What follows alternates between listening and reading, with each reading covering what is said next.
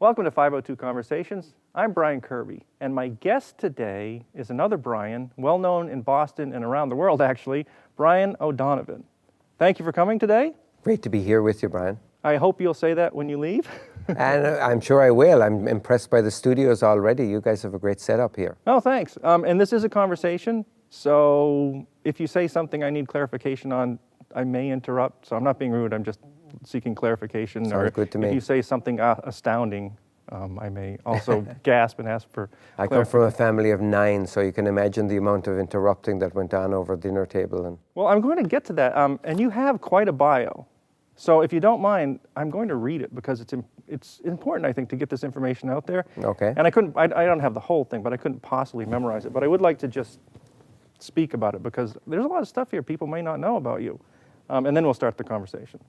So you've had quite a career from competitive professional sports, large-scale entertainment productions, public broadcasting, hosting and producing festivals, concerts, recordings, radio programs, TV programs for PBS, content for the web, cultural tours, speaking programs. I mean, a lot. That's a lot. So, yikes. And you were born in 1957 in Clonakilty in West Cork, Ireland, the second youngest of 9 children, correct? Exactly. Second youngest of 9 children. That is something right there. You came to the U.S. as part of a work exchange program in 1976, and toward the end of your graduate studies at Emerson College in 1984, you were hired as the event coordinator for Foxboro Stadium. You became general manager in 1987 and eventually rose to vice president of the New England Patriots in 1994. And during that time as event coordinator, you were the person that brought those big music acts in, such as the Grateful Dead, U2, Paul McCartney, Madonna, Elton John. The list is endless. And that's just part of your life story. You helped found Major League Soccer, and you were the first general manager and COO of the New England Revolution soccer team. And you were also part of the team that helped develop the new Gillette Stadium. It's been fun. Oh my goodness, when you I'm not even done. When you say that, I kind of go, really? That's why I wanted to go through it. Now, during this entire period, though, you were also hosting a Celtic Sojourn on WGBH FM, which most people are familiar with. And I did not know this, but it's been continuously on the air since 1986. And it has become a brand unto itself. And it is actually one of the, I shouldn't say few programs, but it is self-funded. You have, not self-funded, but you have financial support from the community to keep that program on the air. Very much so. And then, if that weren't enough, is this the 16th year or the 17th year of a Christmas Celtic Sojourn? 16th. 16th year of a Christmas Celtic Sojourn. And last year it played to over 14,000 people in 5 cities. And you also produced a PBS television program on a live production of it in 2008, and that aired in 130 markets, including Europe. Is that all right? It's all right. I haven't read that for a while, so I'm actually kind of absorbing it myself. Well, that is quite a career. First time in a while. Far from over. Okay, now the conversation can start. It is far, I hope it's far from over, but it's been really fun for me. That's what I love about America. Clearly, I'm from Ireland originally. I'm an immigrant, a proud immigrant here, and that's what America does. It gives you the opportunity to redefine yourself and to move in directions that I never would have predicted, Brian. This was like, if I was to map this out in high school or college, I did my undergraduate work in Ireland, graduated from University College Cork and came here for grad school. But at any stage during my college days, to map out something like that, I would have said, what, are you crazy? Like that's a nuts idea. Well, looking back, it's unbelievable. I mean, you've had like 10 careers. A lot of different things. And I've been very, very lucky. You know, a lot of that is circumstances, happenstance. It's just being in the right place at the right time. And I'd be lying if I said it wasn't challenging at times, but it really was a lot of opportunities that were serendipitous. As I said, they weren't predicted. When I was in grad school at Emerson College, for example, I started getting involved in events, putting on concerts to help support WERS, right. 88.9, which was the first radio station I broadcast on. And we put on a lot of folk music concerts in theaters around town. And I said, I kind of like this work. And then at the end of grad school, I set up an office at Rounder Records in Cambridge to kind of consult on that type of work to help people put on concerts. Wait, let me just ask one question. So what were your graduate studies? My grad students was in mass communications with a focus on broadcasting. Okay, so it makes sense then. It did make sense. All and right. so I did have that as a kind of a target career. I would have said, back then I would have said I want to be in broadcasting. And I want to be a journalist, actually. Writing and news and storytelling was really my passion. But when I graduated when I left grad school in 1984, and that was kind of an economic downturn time. There wasn't a lot out there. And I was married. I had already 2 children. So I started getting interested in just doing some consulting work. Foxboro Stadium at that time was owned by the Sullivan family. They owned the New England Patriots. They called me up to ask me to consult on a festival, an Irish music festival. Wait. They called you? They called me. Golly. Golly is right. It was fun. Actually, somebody met somebody in a bar, and they said they were, and it was one of the Sullivans, Chuck Sullivan to be specific, and he said, I'm really interested in replicating what is going on in Milwaukee. Milwaukee has the biggest Irish festival in the world. I see. Go figure.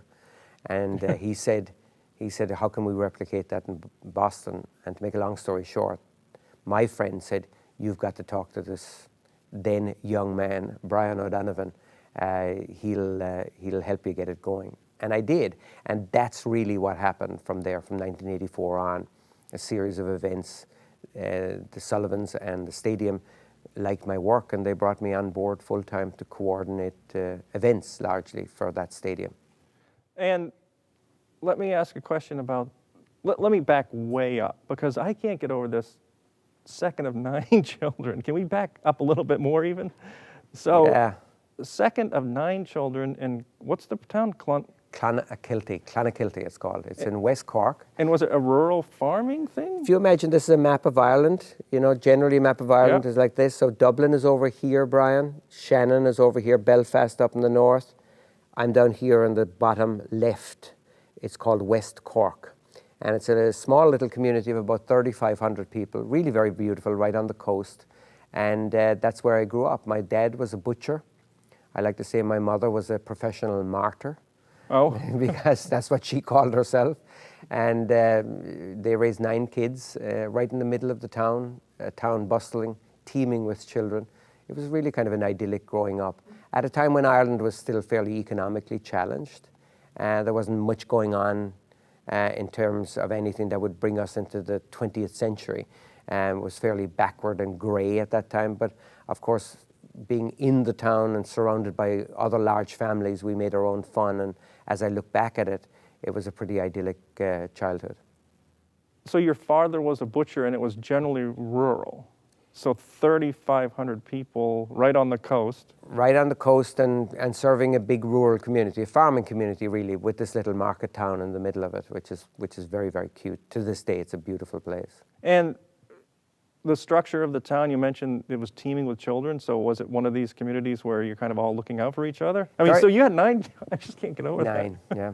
And we weren't the biggest in the town. No, honestly. There was a family next door had 8, family next door on the other side was 4, family next door to that would have been 6, there was a family 3 miles away famous because they had 23. I'm actually kidding you. I'm kidding you not, actually. Okay. This is true. Wow. It's phenomenal.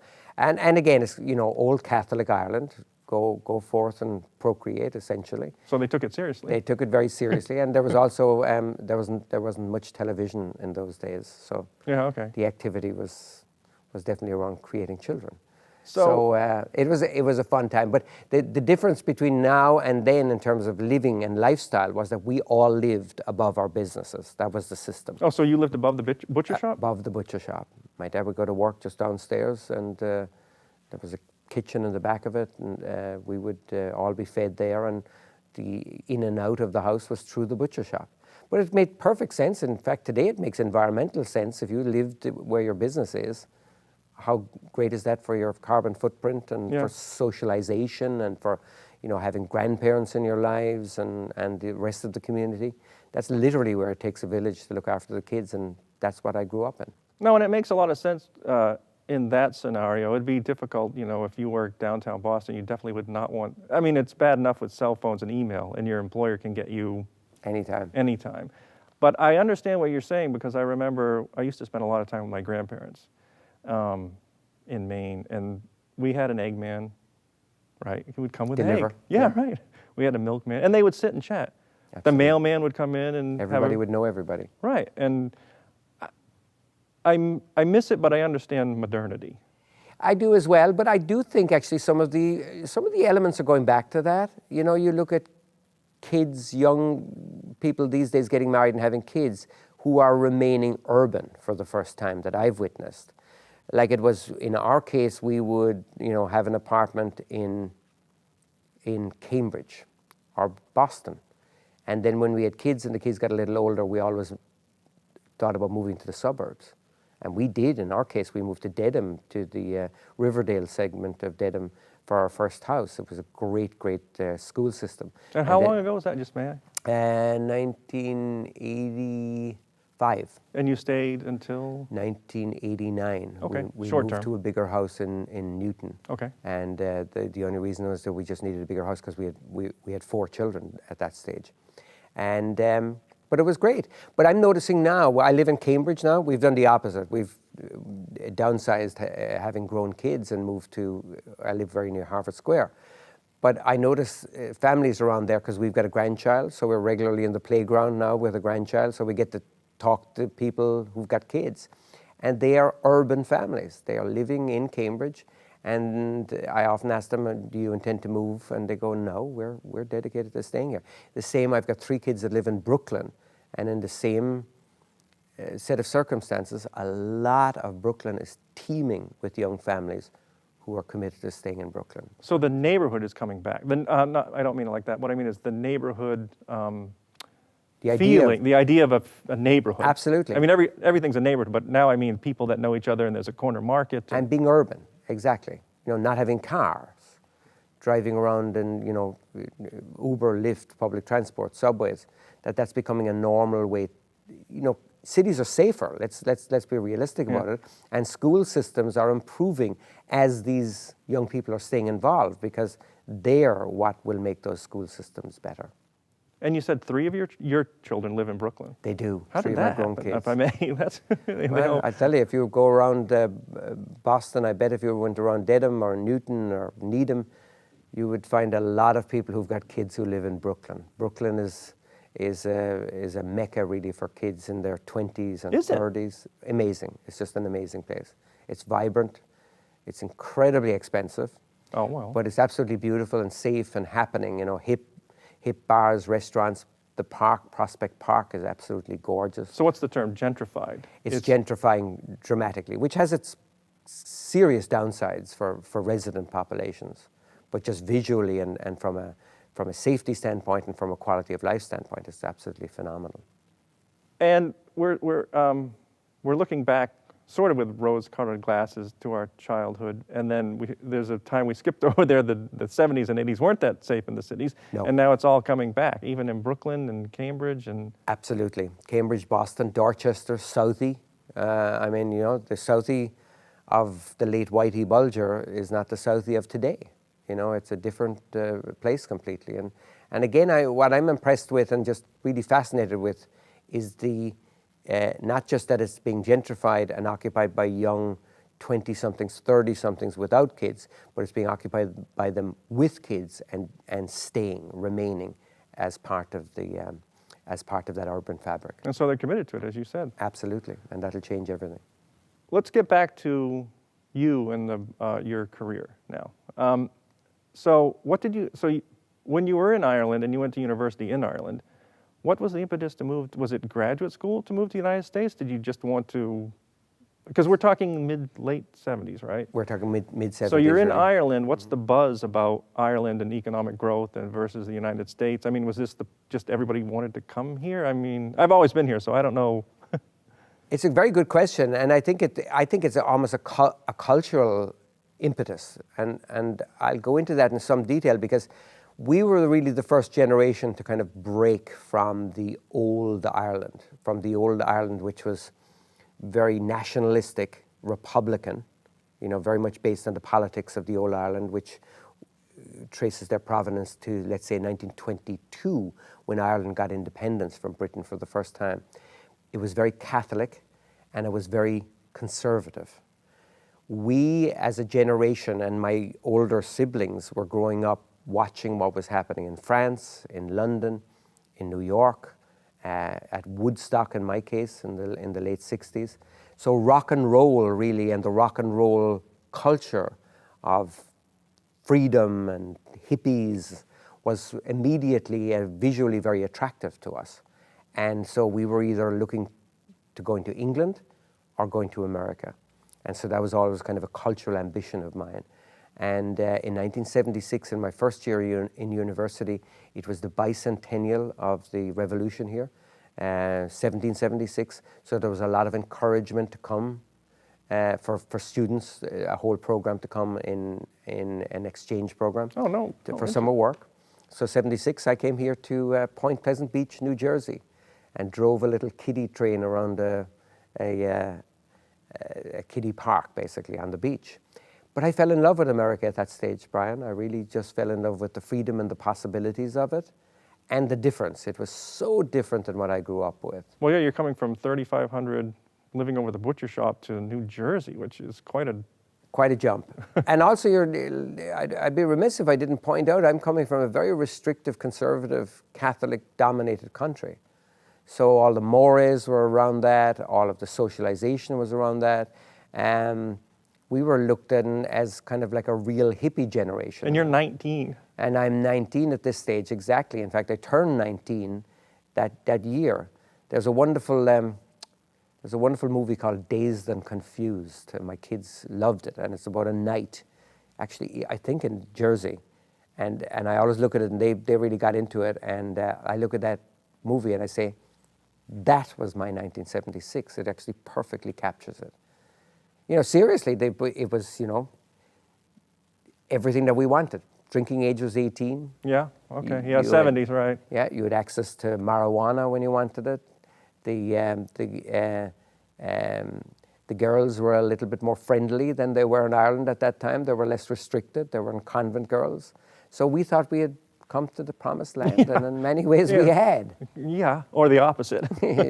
Not for me. I still think it's the promised land. No, I'm maybe your your grandparents wouldn't have thought that it could be Satan's land. Absolutely not. But of course, at that stage in America, it was teeming with population, with immigrants who had come previously. In fact, the woman that we stayed with, beloved woman for me, almost like a kind of a surrogate grandparent, she came to the US in 1928 from an extremely impoverished Ireland at that time. And there were many, many such people that we were intermingling with, even in 1976. So you've kind of danced around this, maybe not intentionally, but what I'm getting is that Ireland did not import the culture of the 70s and 60s. Like England, France, and America, they kind of shared that, but it didn't, you couldn't, as a child listening to the radio or watching TV, you must have been able to buy records of Beatles and Rolling Stones, and very much so, and have your, get your own dances and have your own music and festivals. We did all of that, and that started happening then. Okay, so you were able to bring. No, definitely, okay. and radio. We listened to. There were two pirate radio stations. One was called Luxembourg. Oh, they were pirate radio stations. Yeah, absolutely. They were broadcast. One was broadcasting actually from Luxembourg, from the country of Luxembourg, and one was broadcasting from a ship. Famously, it was called Radio Caroline. And we used to, I had a little wireless literally next to my bed. I'm talking about a wireless that if you looked at it now, you'd think it was from the Great Depression. One that you turn on and the valves would heat up, a little green light would come on, but it took about 60 seconds for it to come on. And then the world was there for us to listen into. And you were saying it was pirated, was that because there weren't any broadcasting stations in Ireland, or it was restricted? BBC basically controlled officially government broadcast licenses. I hate to seem ignorant, but I am. No, well, we're talking about a fairly long time ago, absolutely. So governments really restricted who could have broadcast licenses and what they could broadcast. So they were pretty square. They were pretty old-fashioned. And I guess I never had that. So. Yeah, you never had that problem. We did.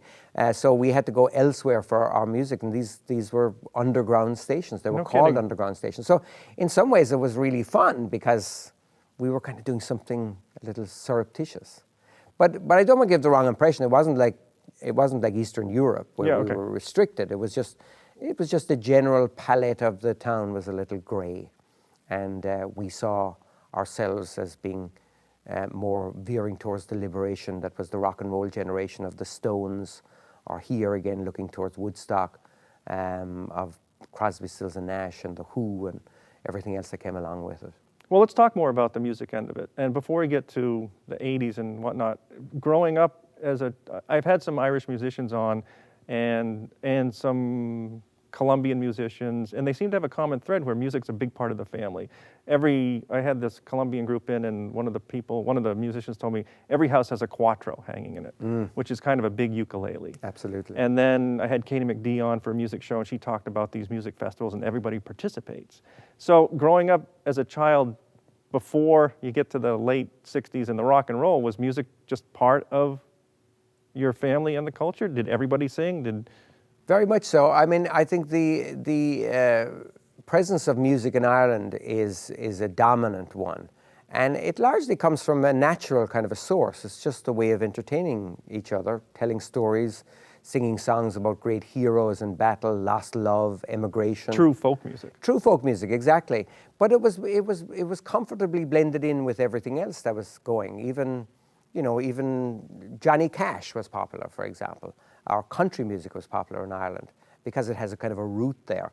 So it would blend in with traditional music. People weren't really conscious of it. Oh, is this a traditional song or is this a song that I just heard on the radio?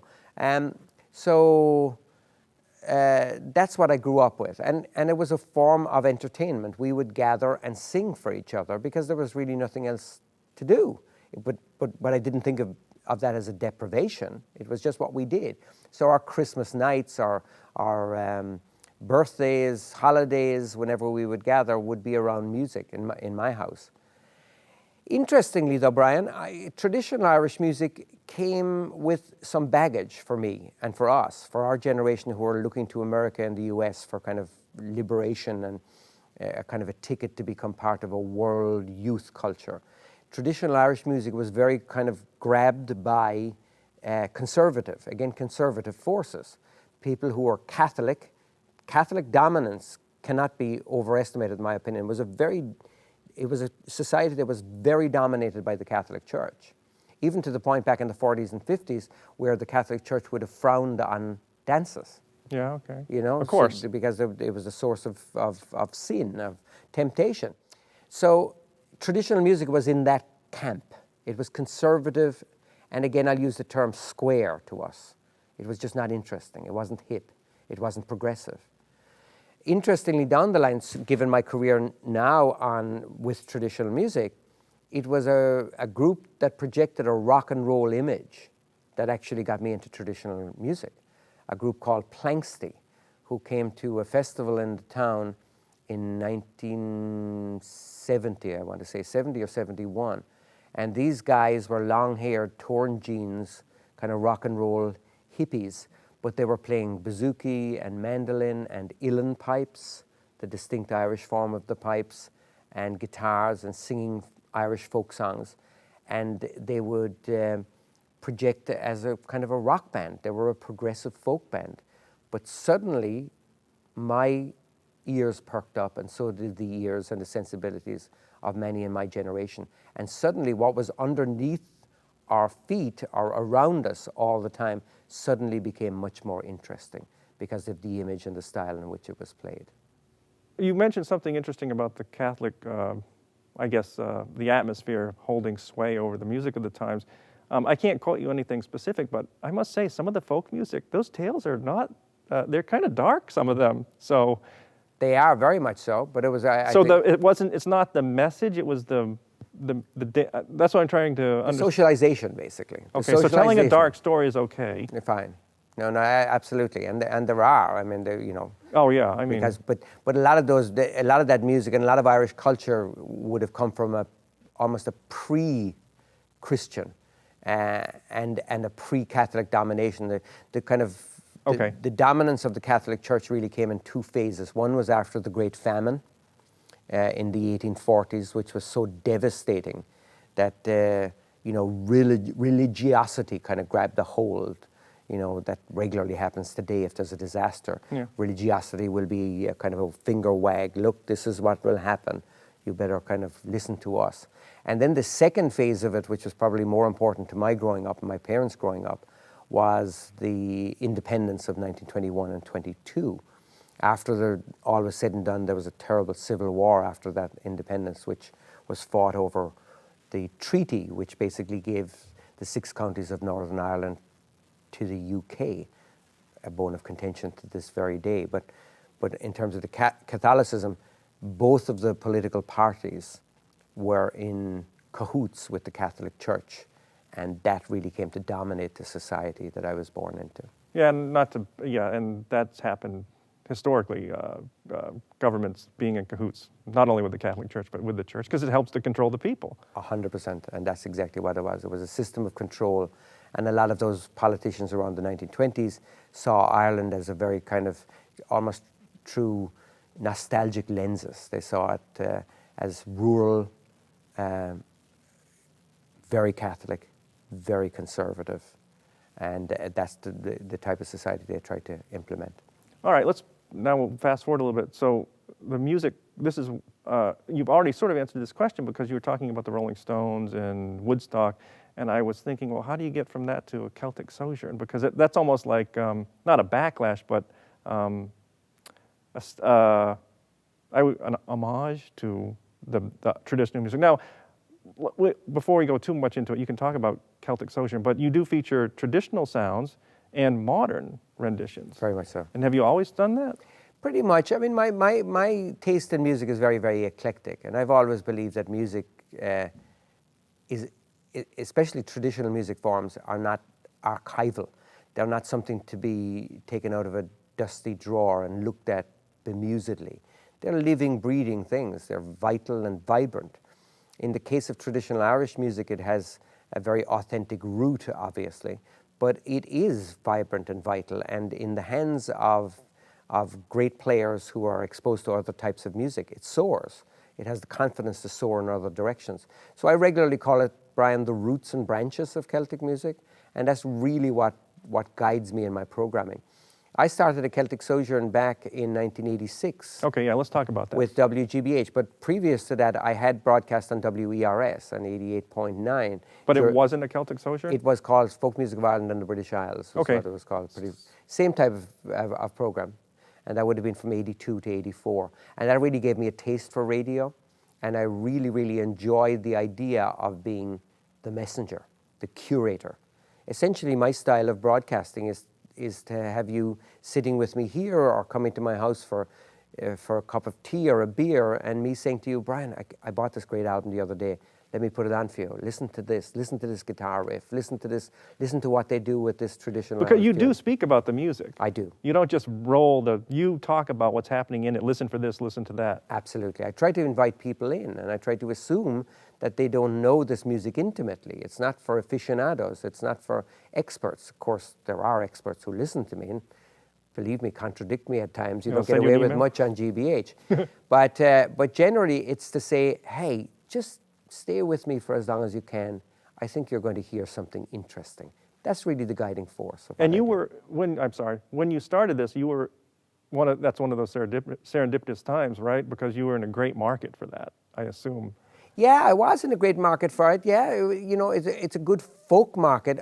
Not so much that it's a good Irish market. People make the mistake of thinking that because Boston is pretty much an Irish town, that's what drives it. Oh, no kidding. Yeah, okay. It's interestingly not the case, Brian. It's fun, it's funny, and actually that juices me more. I often say for Christmas Celtic Sojourn, which we'll talk about in a little while, but I often say, only half jokingly, that our Christmas Celtic Sojourn is the most popular Jewish Christmas show in Boston. Okay. And the reason for that is because of the type of demographic that GBH listenership represents. It's very broad. It's what you would expect in Boston, highly educated, quite diverse in terms of ethnic origin, but people who are interested in knowing more about everything. And ethnic music form that's accessible, like Celtic music, fits squarely in their sensibilities, and that's what we've built it on over the years. So it's culturally informative. It's culturally informative. I think that's without being in any way pedestrian or polemical in any way. I'm not trying to get some message across. I'm just saying this is real music. It's from an authentic source, but it has a lot of fun attached to it. It has a lot of really, really interesting edges to it. Take a listen and you'll get something out of it. And you're on 3 hours every Saturday, 3 to 6, WGBH. It's been that way for... A long time. A long time. I can't even do the math now. 40 years? Yeah, well, yeah, it's been about 30 30. A little over 30 years, and it's still going strong, largely because of, as you pointed out earlier, because of member support. People support it. Let's talk about the programming, because that's kind of interesting to me, how you put together a 3-hour program. Do you start with a theme in mind and you carry it through the show, or sometimes do you want to feature... Well, tell me about a show. Do you feature original music, original Irish music, traditional music, raucous music, traditional instrumentation? All of the above, really. And so how do you sit down and program out a show? Well, that's a very good question, because it speaks to my style. My style is really one of a casual approach. So people ask me how long it takes me to prepare a show, and I say basically either it takes me no time or it takes the entire week, depending on how I explain it. And what that means is that I'm constantly thinking about it. But it's just part of what I do every day. I'm thinking of music, I'm listening to music, I'm thinking about, oh my, this might be a theme that I'll cover this week.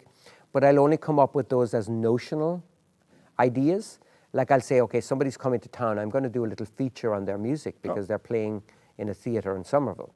And I'm going to say, I'm going to cover 3 pieces of their music that will compare and contrast with maybe different parts of their career. Or I will be at a concert and I'll notice that there's an instrument like the bouzouki, which has been incorporated into traditional music. And I'll say, that's really interesting. That's kind of a Middle Eastern Greek style instrument. Maybe one of these days I'm going to do a little bit of explanation of how and why this instrument came into traditional music. And then I'll put together a little segment of the program that will illustrate that. But largely what I do, and I love doing, is really bringing a pile of CDs, which I'll choose in advance, far more than I could ever play on the show, and then actually doing the show live. It'll move me in different directions based on what I'm playing. So if I'm playing a piece of music, I don't necessarily have the next piece of music planned. Oh, no way. It's a live show. It's a live mix. You pre-record it, but you pre-record it live? Or you actually do it live? I rarely pre-record it. I mostly do live. Oh, I'm actually there on the other side. So you have an engineer working there with you? I actually do it myself. Okay. Like I used to do. Like you were the engineer. Exactly. Occasionally, I do, because I travel, I do pre-recordings, but even that, Brian, I discipline myself to doing it as if it's live. Yeah, that's in other words, great. I do it in real time. And it really is, I'll have a piece of music on there and I'll go, ooh, that's in this key and it's an instrumental piece. I'm going to put on this piece, and then I'll put it on and listen to it while the other piece is playing, and I'll go, that doesn't quite work, and then I'll do another piece. So I'm constantly doing it very live, and I love this, and I love doing it that way. I kind of describe it really as my show, and how I prepare for it is getting a lump of clay and putting it on a potter's wheel, and then getting it spinning and shaping it, not sure if it's going to be a cup or a bowl or a statue or a swan. I just don't know going into it. And as a result of that, I'll come out at the end of it. It's almost like an athletic endeavor. I'll come out at the end of a show going, that was great. Oh man, that was great. I really did well today. Or, ooh, that didn't go so well. My energy level was down, or that segment didn't work so well. So it's fun, it's live, it's very real. And I think it suits the show. But it is my style. It's not everybody's style. No, I appreciate that. Actually, it sounds fun yet stressful. And how do you say you bring in a pile of CD? Well, one of the interesting things is you have an ear to say, well, that's in this key. I think maybe the next tune I shouldn't do that same key, or this one. That's a real finesse to the programming.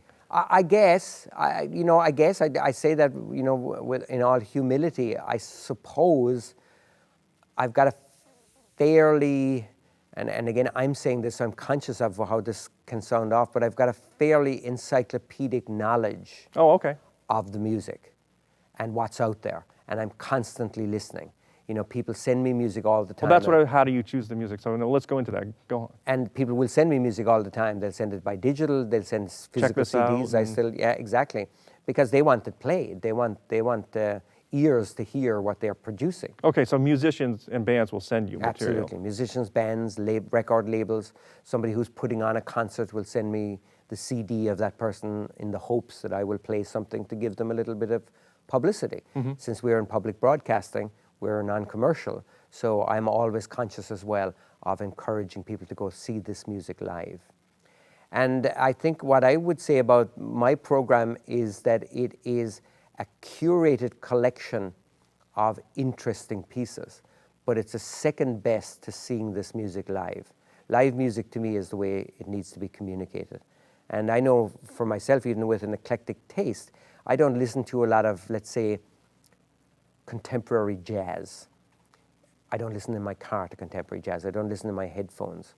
But when I go to a jazz club and see contemporary jazz and hear it performed live, it speaks to me in a way that is never the case off of a recording. And I would surmise and claim that's the same for traditional music or Celtic music generally, or folk music generally. Go to see it live. Well, let's speak about that. We talked briefly about this before we started, but let's talk about it a little more in detail now that you brought it up, because I personally also like live music, and I like live recording. So if I look, and I'm mostly a jazz, well, actually I like all music. I've been doing a show that just features everything, so I realized I like everything almost. Yeah.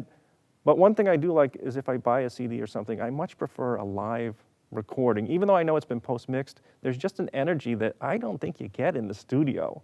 And I hate to say it because I know people spend weeks and months and years producing the perfect CD, but when I hear that perfect CD, I think, that's too perfect. I don't really like it. Too perfect, exactly. And there is such a thing as too perfect. Yeah. And so I couldn't agree with you more on the live aspect, and I much prefer live recordings. So do you try to feature live recordings in that vein, or do you get a lot of... And one of the things, as a teacher also, I don't like the fact that things are overproduced. And so when I'm teaching a child guitar or piano, and they're referencing perfect music, and I have to say, no, we're real people. You're going to make a mistake. Carry through. That's part of it. But they're always their reference is this mass-produced stuff. And so my question is, what do you think about that? I guess. Well, I'm saying, first of all, I say good for you in your teaching style, and I think you're absolutely right. It's piled through it. It's it's a living, breathing thing. Music is, and it's not meant to be looked on as some sort of pristine endeavor. It's human. It's human, exactly. Now, there are obviously incredible musicians who play perfectly and impressively in live settings. But I'm agreeing with you 100%. There's an energy with live music. I produce a lot of live music. Yeah. I record a lot of live music. We have produced CDs of live music for WGBH that do exactly what you describe. They capture the magic of the moment.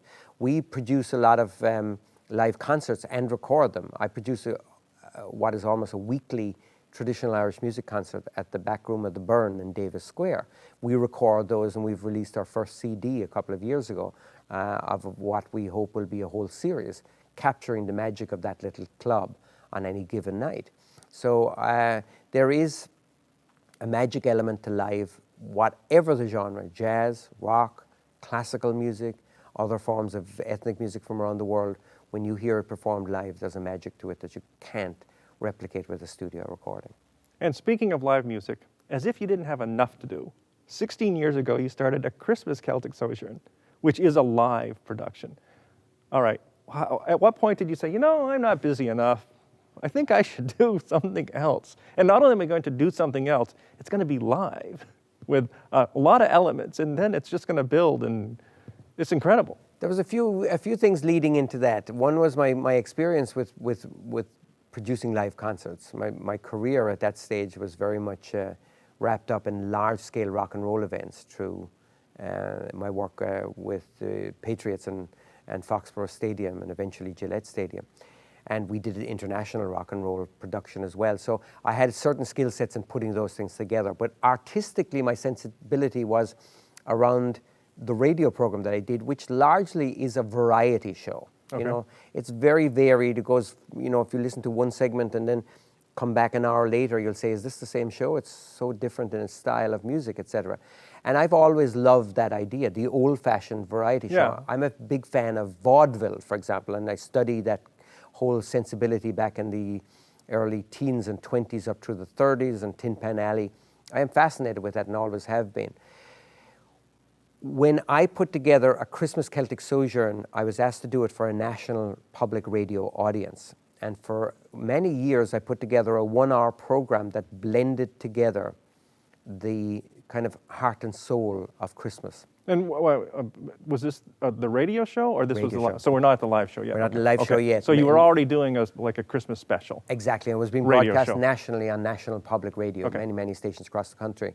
And what my approach was to make it a single weave, that it wasn't my normal show where I would come on and say, that was so-and-so playing that song.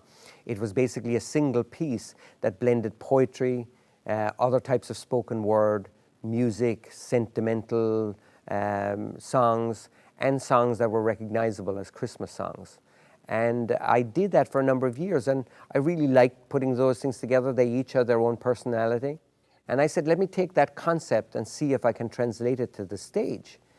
And so I wrote it and put it in my mind, I would do it in a church. And if it was successful, maybe it's something that we would do every year, once a year. And eventually the Somerville Theatre became available, and I said, okay, let me try it. Probably won't sell out the Somerville Theatre. That's a pretty big venue, right? It's 1,100 seats. Okay. Bigger than a church. Bigger than a church. But I said, okay, let's just do it. Why not? Not much to lose. And they made it easy for me to do. They're great people at the Somerville Theatre. And so I did it, and it sold out like that. And I went, really? What? But I think people wanted it. They just kind of wanted that same type of place to sit in and just enjoy it. To make a long story short, the next year we did 3 shows at the Somerville Theatre, and they all sold out rapidly within 2 weeks of putting them on sale in early October. So that's the second year, 2004, with 3 shows. I kind of said, something is happening here. There's some demand for this type of show that is telling me something.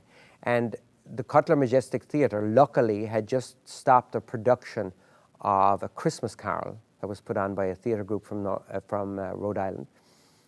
And I called them up and said, any chance that you'd take a Christmas Celtic Sojourn? And they were just all over it. They said, absolutely, we think it would work like a charm here. So we went there in 2005 for 5 shows, which sold out. And then it just started to grow from there dramatically, and now we do 15 shows in 5 cities around New England. But again, I think it's something that people want, Brian. They sit in the audience and they say, oh, it's a little a cross between community and church. It's a community, it's a variety show, and there's a little bit of church element to it. And what I mean by that is just in the comfort of each other at times that sometimes can seem disorienting. Christmas is a time that we allow ourselves to be a little bit more nostalgic, a little bit more sentimental, and we enjoy being in the comfort of each other and the company of each other, enjoying something around the holidays. And I think that's essentially the special sauce that we've created. When do you start, before we get, I have a couple of production questions for you, but when do you start thinking about this year's version? Is it the same version? It's not the same every year. So when do you start thinking about, I think I'd like... Again, like my answer to the... You're always thinking? Always thinking.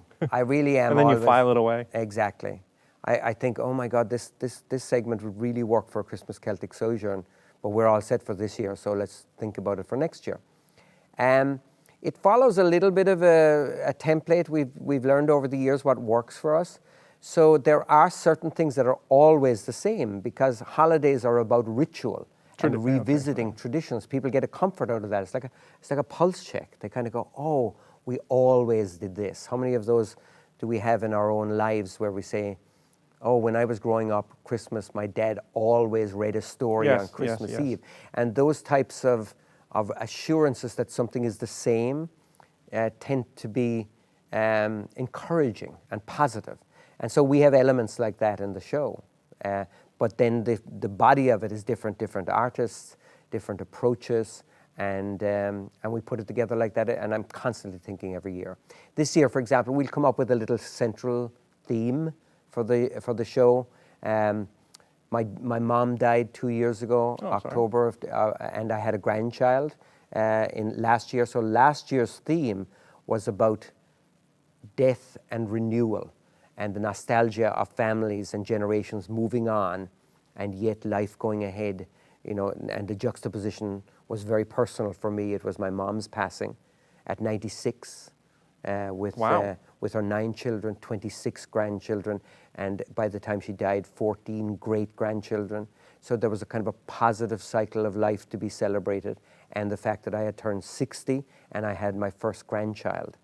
So that was the kind of theme that ran throughout the show, one of clearances, as Seamus Heaney called it, where he talked about his parents' generation moving out almost in agricultural terms, like clearing the land, but the possibility of new growth, the requirement of clearances for new growth to happen. And that became the kind of recurring theme, without hitting people over the head with it, but just a general guide. And this year, quite frankly, our theme is of otherhood, of the homeless, of the refugee, of the country that is locked in this kind of struggle as to how do we celebrate Christianity and how do we celebrate the nativity, that the Holy Family, wandering and looking for a place to birth their child, are essentially homeless, refugees. They're others that were feared but given some sort of succor in finding that lowly stable. So we will explore that theme this year. And we're taping in early November, so is it all settled?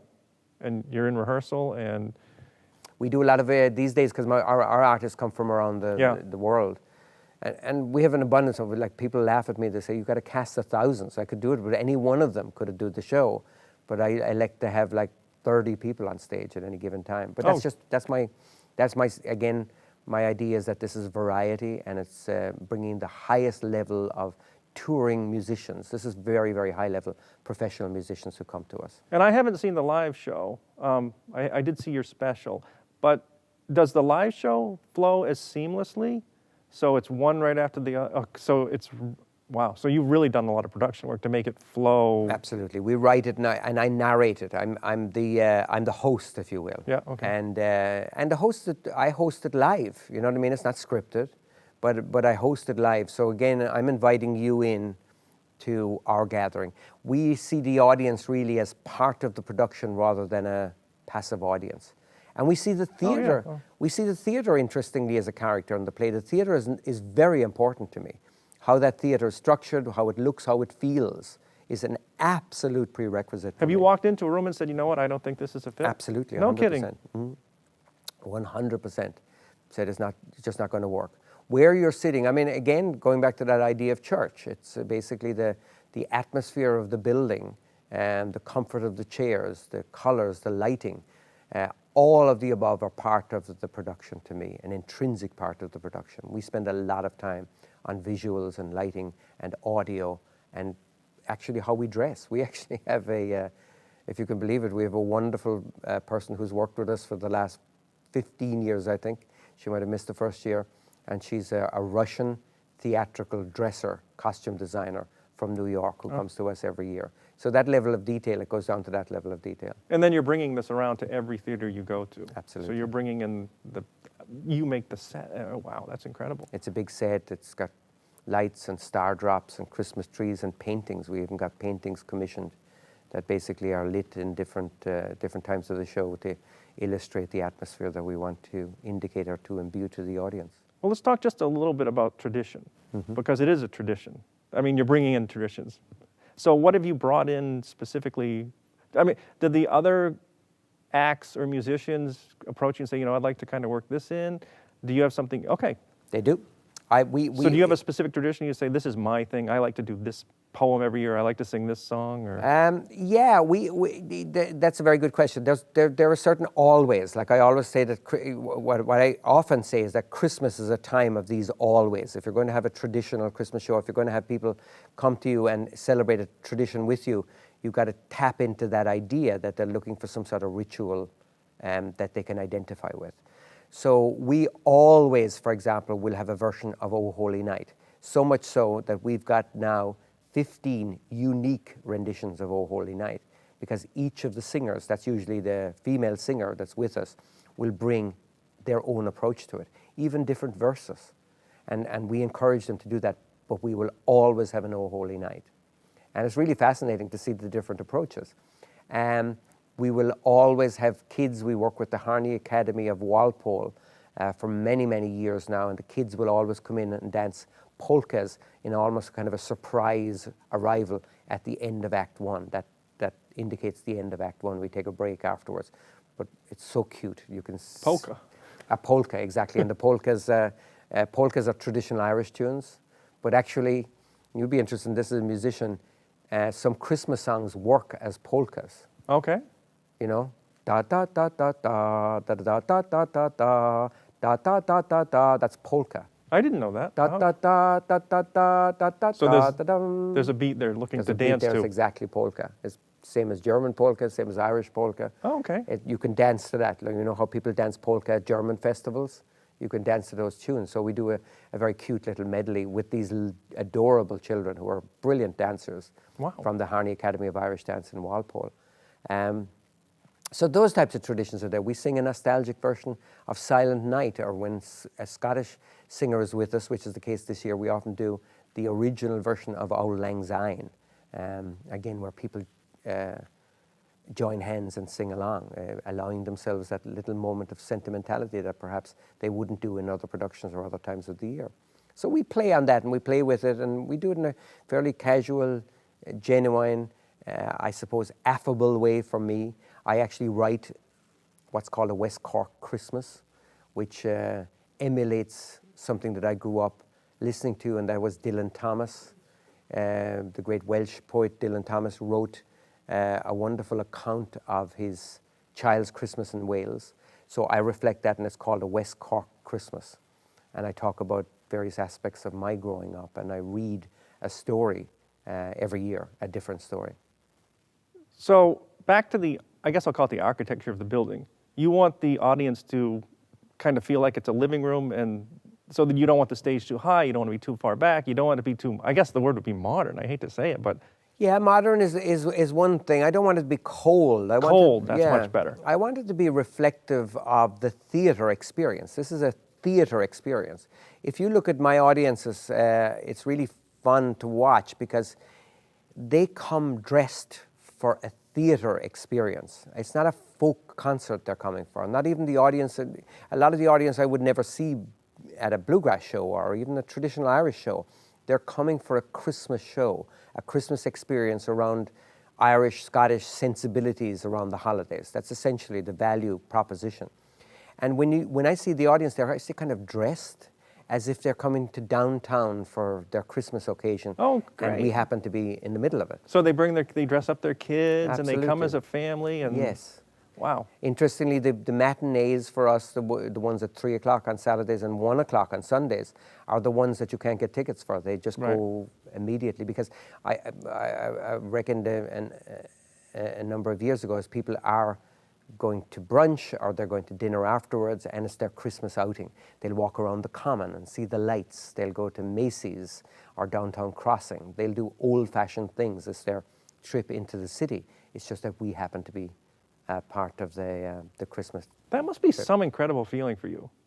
That you must see the same people after. I mean, you've brought, I don't mean to be too, I don't know what the word would be. I'm not flattering you here, but that must be something to have offered this to people that come back every year, and that it's become part of their Christmas. It is fun. It's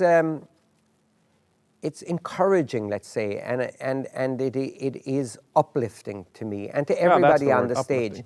Artists who come, for example, I'll go back and give you a roundabout way. The artists who come to me are touring musicians who have, careers. So they often go into a club or a theatre and they'll do 2 full sets, 2 full 50-minute, 1-hour sets.